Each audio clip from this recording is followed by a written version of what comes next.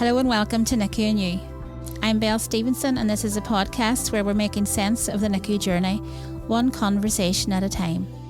Today's episode is part of our ongoing conversations around perinatal mental health, the lived experiences, the support, education and shared understanding.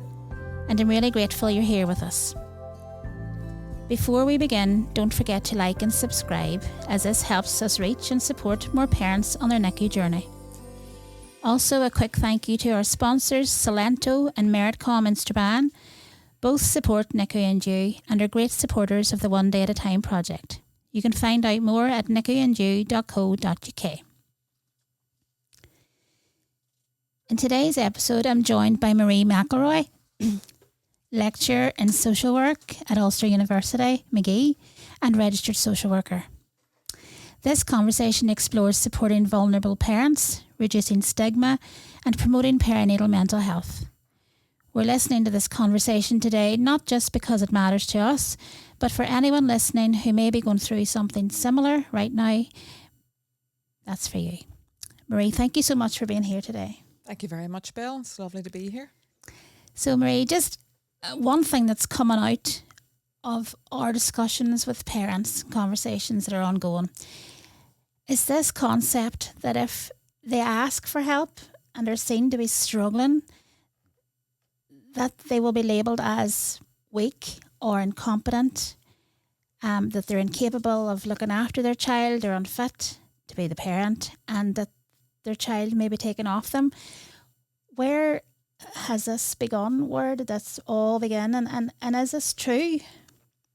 Well, I suppose the first thing that I would say is it absolutely should not be true, but it would be absolutely remiss of me to, I suppose, disregard the very lived experiences of women who have experienced that kind of interaction, I suppose, with social workers that bring them to that point where it's actually easier not to ask for help than it is to ask for help, because of that fear of being judged and that fear of being labelled and that fear, I suppose, of, being stigmatised.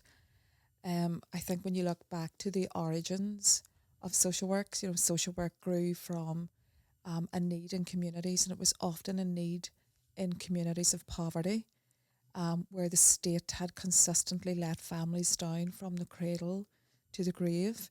And I think that what we're seeing now is that there's definitely a shift towards a much more compassionate, a much more less judgmental, a much more empathic approach to involvement with social services, and rightly so.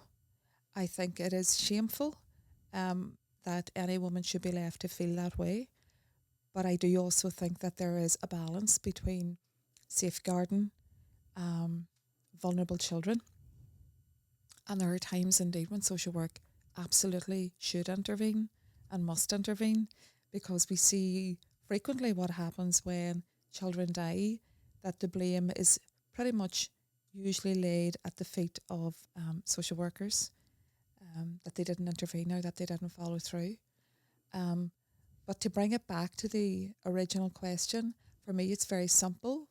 A supported parent is a protected child. A supported parent is a supportive child. A supported parent allows or enables like a thriving child and a healthy child. So in terms of kind of debunking, you can't debunk people's lived experiences, but we can debunk that social work is in a very different space, I hope. And as somebody who lectures in social work and works very closely with students who are coming from school, or they might be mature students, we're coming very much from a position of compassion and humility and kindness.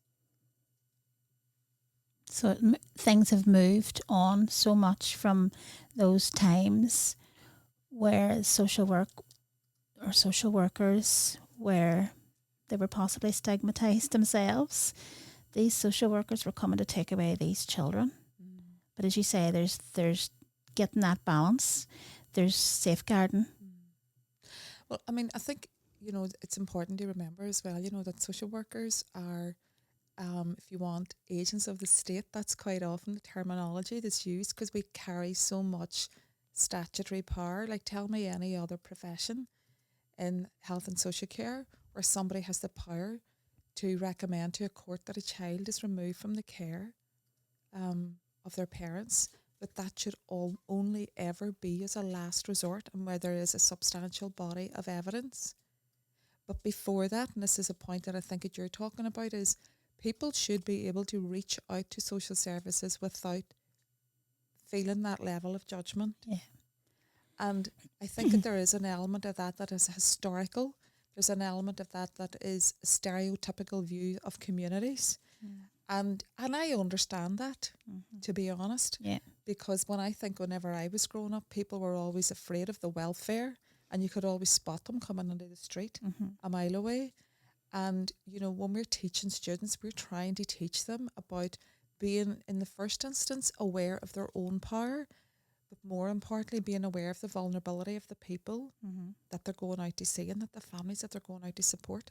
So when you think about a woman or a mommy who's maybe had a baby or who's perinatal or through that antenatal process, women, there's no other phase, I believe, where women could be any more vulnerable than in pregnancy.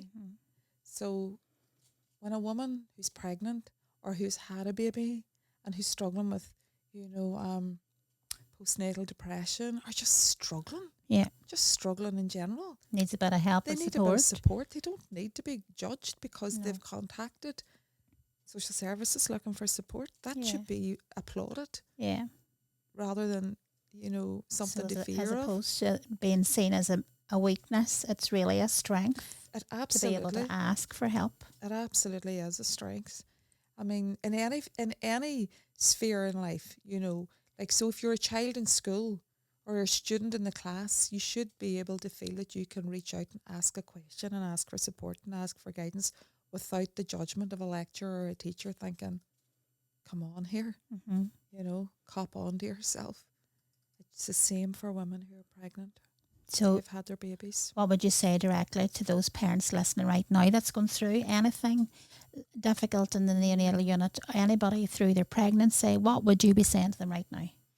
Well, the first thing that I would be saying to them right now is please don't be afraid. I think fear, and it just kind of, encompasses and embraces such a range of emotions, and it's so anxiety provoking. So I would say don't be afraid to reach out. Do what you feel is best for you and your child. I know it's very easy for me to say, try not to worry about some of the stories that you've heard in the past. Try not to worry about some of the stories that you've seen on the television. But we want social workers. We want this generation and the next generation of social workers to be coming through, to be people who are compassionate and people who are understanding and people who come without any judgment. And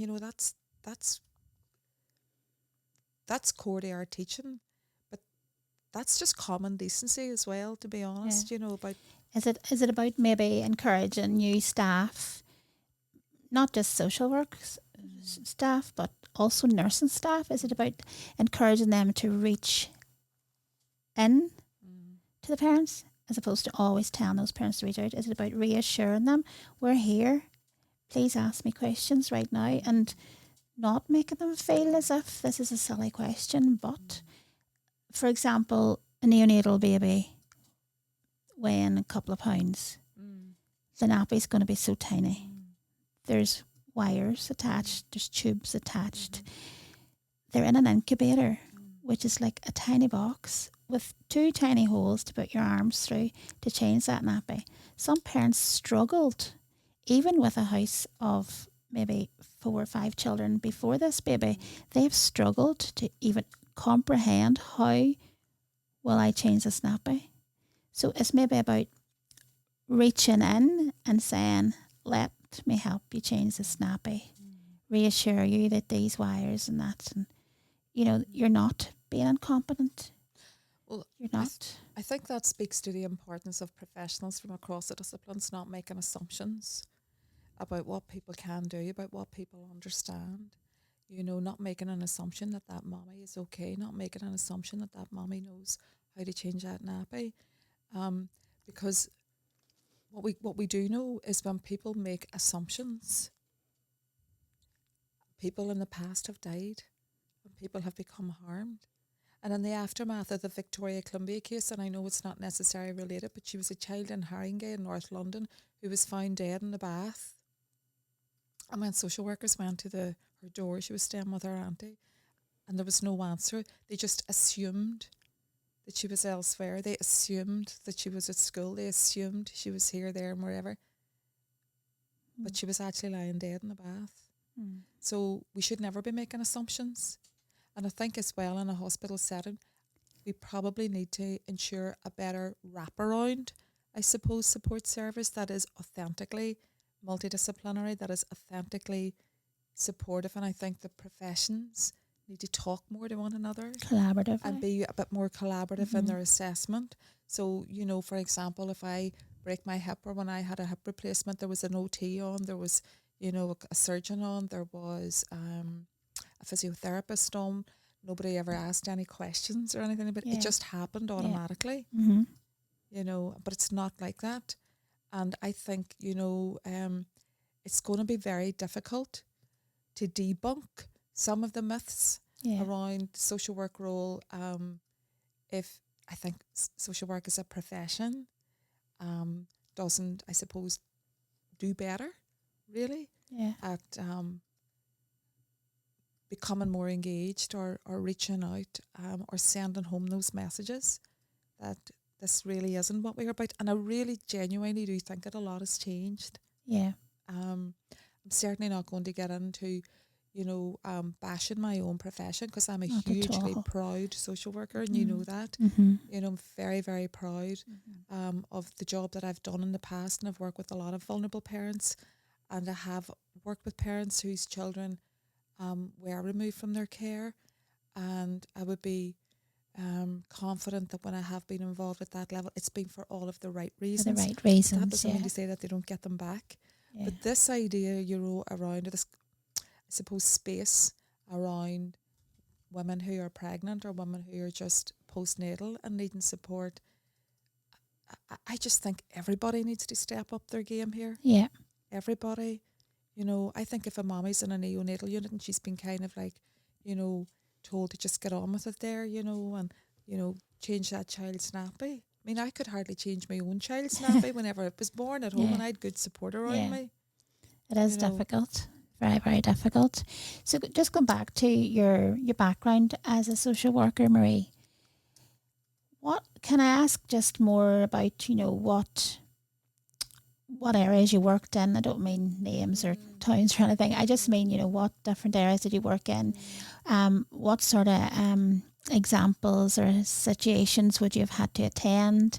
And about hospitals, I suppose, with social work involvement. Where does the social worker come in there? When can a mother or parents expect to see a social worker? Is it something that happens naturally? Does that person reach out, or does social work reach in? So I would say, unfortunately, most social work involvement is, and I'm only speaking from my own experience, so I'm conscious I've been out of practice for a while since I've gone into the university. But whenever social work is involved, at that antenatal stage, there's usually been a previous history. So, at that point, social work will be involved throughout the pregnancy. There will be, like pre-birth planning and stuff like that. And I think it's important to say at this stage, but like not every mommy who's pregnant and who has social work involvement is going to lose their child. Quite the opposite. That's the really important kind of aspect around making sure that all the needs of the mommy, the needs of the child, the needs of the other children in the family are all taken into consideration and assessed, and there's a very clear plan put in place. So usually if there's a mommy who's pregnant and there's a previous history or a current history of social work involvement, then social services would be involved very, very, I suppose, early on. I think in the context of what Nicu You's doing, though, there is a social work team in the hospitals. And mostly, I think the social work teams work around support and discharge, around older people, around care planning and stuff like that, you know. And I very seldom hear of the hospital social work teams being involved in these kind of situations, you know, that would be supportive to both the mommy and the baby, and of course then the wider family. Yeah. And I keep coming back to the fact that a supportive parent is a supported child, a supportive parent is a protected child. And I mean, social workers are there as well. I mean, you deal with, you know, the adoptions and fostering and all those, you know, when there's devastating news or something really, really fatal happens and that wee baby's left, you deal with all that, don't you? Yeah. So, you know, there's a really well structured service, particularly, you know, I can only talk, I suppose, about in the West because that's where I've worked and that's where I've lived. But, you know, there is the wider kind of children's services teams. And I know they're undergoing some kinds of restructuring at the moment, but like there is the Gateway team, which is the team that deals with the initial referrals. Some of the family intervention teams that looked after children's teams have merged, but there's the fostering team and then there's the adoption team, you know, and there's teams that look at kinship. And those are all really, really highly skilled, you know, and highly trained professionals that are working in those domains, exceptionally highly trained and highly skilled. And then you've got the team that look after mommy's mental health as well. I think that's really important. And with regard to the parents then as well, mummy's mental health, partner's mental health, you know, we're into like same-sex parents and stuff like that, supporting everybody. Yeah. Yeah. Yeah. I mean, you know, what's really great is that we're kind of moving into, you know, a society where we're not just in that stereotypical heterosexual kind of parenting role. And that does bring challenges itself. And I mean like moral and ethical challenges, you know, for practitioners. So whenever I'm teaching, I'm always really clear about supporting students to understand the importance of separating out their professional self from their kind of personal, moral and ethical self. So you have a full spectrum of support there for nearly every eventuality, I would say. Without doubt, you know, there is, you know, a lot of support. There's a lot of community-based support, which I think is really important. I think as well in the GP practices, we've got, you know, rolled out the multidisciplinary teams. That's an additional layer of support. I think as well that, you know, people are usually more comfortable accessing services within their own communities. Yeah. And a lot of the community groups are doing really positive work, I think, about bringing agencies in, be it from social services, maybe the likes of yourself, Belle, you know, like a lot of domestic violence work going on at the moment. There's been quite a lot of events that I've been to. People feel safe in their own communities. It's a big ask, you know, to have to go out, particularly in the social services world, and walk into a social services office because the dogs in the street know where you're going. Yeah. And it's no different to that mommy who maybe needs support with their mental health or perinatal mental health or postnatal mental health. Everybody knows when they walk into that building that that's where they're going. Yeah. And again, that's bringing back that stigma. It's so re-traumatizing. That misconception. You're not going in to say hello to these people. It's totally traumagenic. Yeah.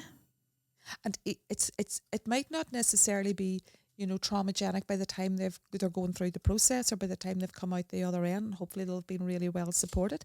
But the very fact that there's still this little thing in people's heads that when they walk into the mental health team, for example, in Strabane on the Railway Road, everybody knows. And everybody forms some kind of an opinion that sees them going in. That's exactly and it. But if you went into the GPs, that's fine. That's completely fine. So it's how do we erase that? How do we fix that? I suppose not down to me or you, but I think having conversations around this kind of stuff is really important because it normalises, you know, or it does try to destigmatise. So I think that's why it's so important we talk about mental health, for example, in schools. Yeah. You know, I think it's really important why we talk about, you know, different types of family structures in schools. Yeah. And I think as professionals, we need to be taking, the stronger the collaboration, I think the better the outcomes. Yeah. But I think ultimately in any situation, as long as the mommy or the service user or the patient, whoever it is, as long as they are at the centre of everything and they're part of those decision-making processes and we're talking to them and talking with them instead of talking at them, I think things like that, which might seem insignificant, they're so important to bringing people along. There's such an important aspect of letting people know I'm here, I'm with you, I understand you, and I'm coming with no judgment. Mm-hmm. But the minute we start to talk about people like they're not here or talk at them, then we're automatically misusing the power that's invested in us by the very nature of our jobs, because we then begin to make judgment calls. Mm-hmm. And it shouldn't be that. I just think that women who are pregnant, I said this at the top, they are already so very vulnerable. Like I can only think of my own. I was like so worried the whole way through the pregnancies, both really healthy pregnancies. I didn't have to reach out. I didn't have to look for support, but I have had lots of friends who've experienced postnatal depression and they were terrified about reaching out for support. And then you have the young girls who are pregnant, younger than 18, younger, whatever. The fear of telling at all. You would support and may have done so in the past, supported many a young person. Definitely have. Through that journey. Yeah, absolutely have. And I've supported many young women who became pregnant in their teens. I've supported many young women who became pregnant while they were in care.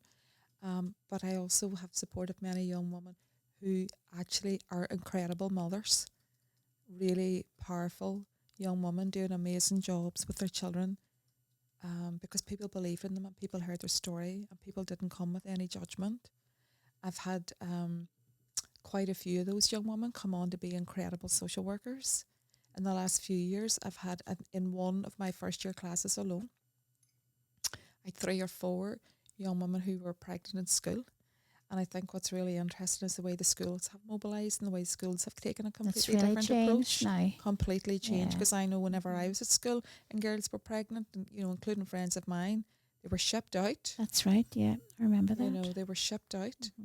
So I think, credit to the schools as well in supporting them. Yeah.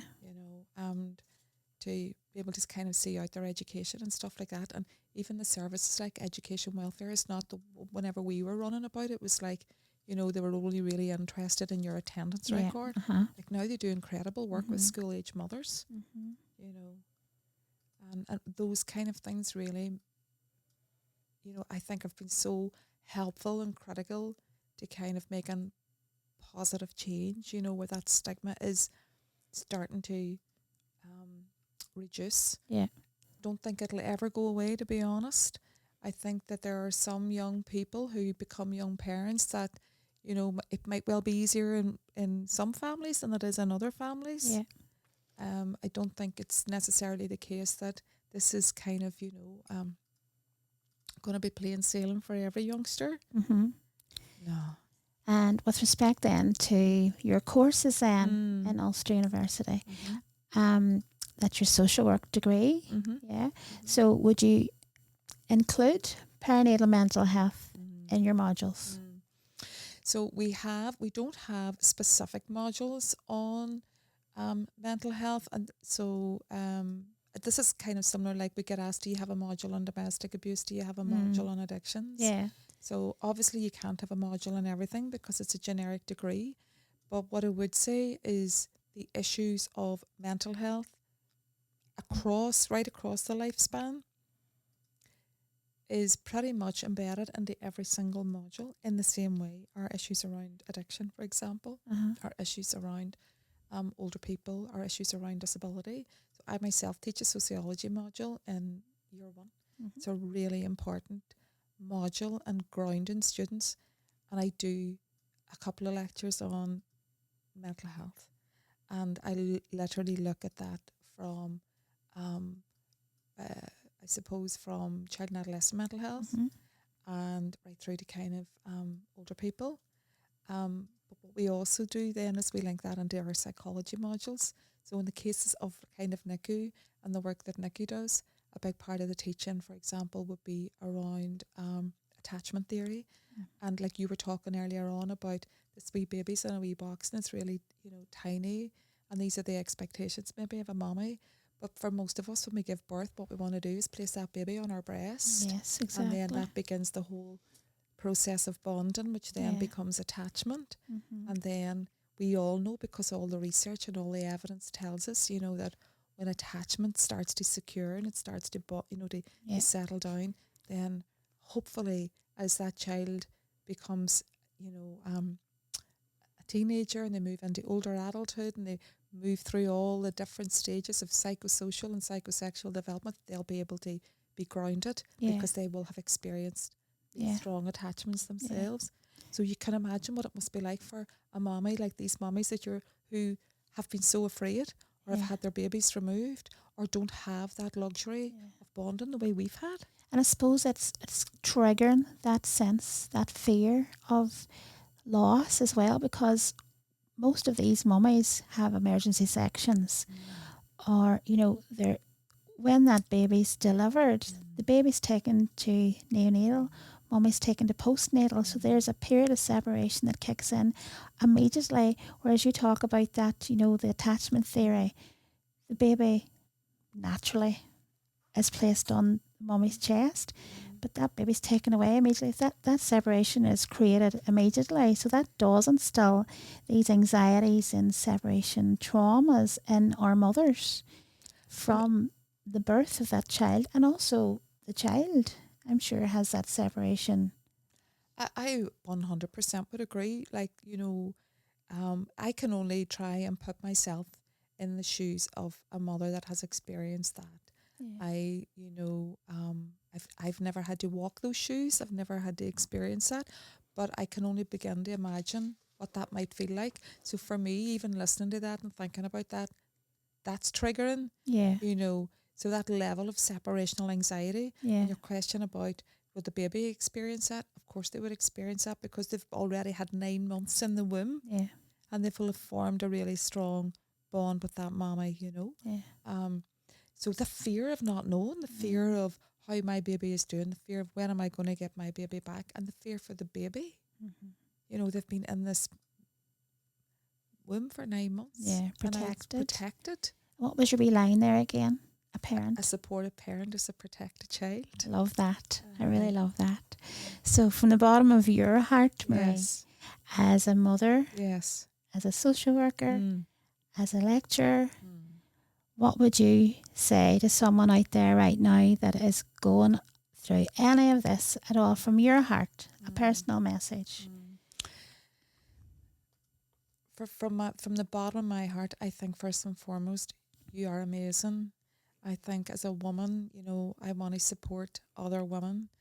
I think be confident in what you've done, but be confident in what you know, and be confident in reaching out. Because when you reach out, you're reaching out for you, you're reaching out for your child, you're reaching out for the rest of your family. And know that you should not be stigmatized, and know that you should not be judged, because there is so much support out there, and there's a lot of compassion, and there's a lot of understanding, and there's an awful lot of love. And I suppose as a lecturer, I would hate to think that any of the students that we are training would be going out into situations where they're not showing that humility, where they're not showing that compassion, where they're not showing their love, because if they're not, then we're doing something wrong whenever we're training them. And to the students that are going to become social workers, I would just say be true to yourself. Just remember who you are, just remember what you bring, and just always remember to be kind, to be compassionate, and to be caring. That's why you chose to be a social worker in the first place, and try not to let yourself get caught up in the bureaucracy of the system that actually does disadvantage so many people, not just in children's services, but in all services. So be kind, would be my thing, and reach out. It's lovely. So if this episode has resonated with anyone, please consider subscribing to Nicu You wherever you listen to podcasts. Leaving a review or sharing the episode really helps these conversations reach the people who need them most. You'll also find links in the show notes if you'd like more support or information. A final thank you to our guest today, Marie McElroy, and to Salento and Meritcom for supporting this episode and making these conversations possible.